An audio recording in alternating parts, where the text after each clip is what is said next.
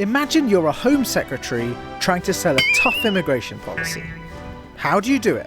Well, you need a killer fact. So we asked the Migration Advisory Committee to look at the effects of immigration on jobs, and their conclusions were stark. For every additional 100 immigrants, they estimated that 23 British workers would not be employed.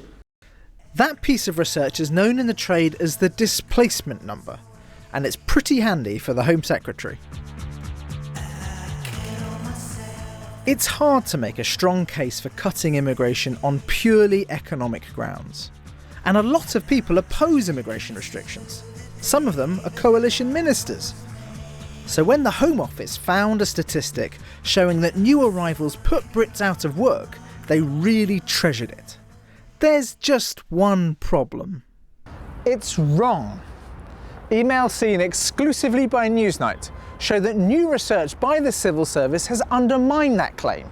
The true impact of immigration on British people is much, much smaller. Still, it's not been published. That's because Downing Street is refusing to let anyone see it. It's simply much too embarrassing. Some government departments never believed the original displacement research. Internal civil service emails show that the Treasury was one of the ministries where officials were concerned that the analysis wasn't robust enough given the wider evidence on this topic. The same exchanges also show that there is a consensus in favour of the new research. Also, that civil servants think it should be released.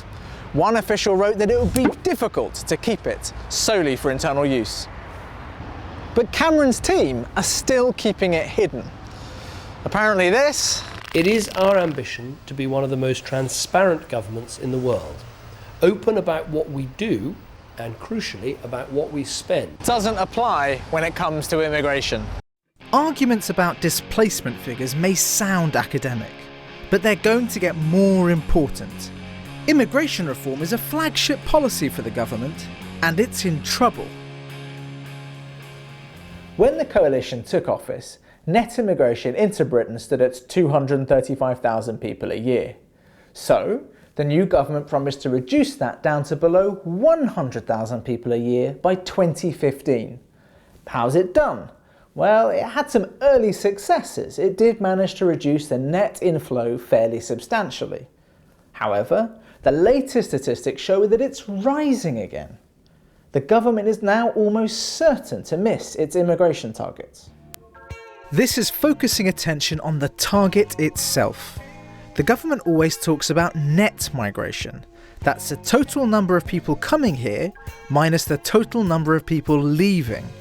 Some critics support the idea of tighter immigration controls, but think this is the wrong target.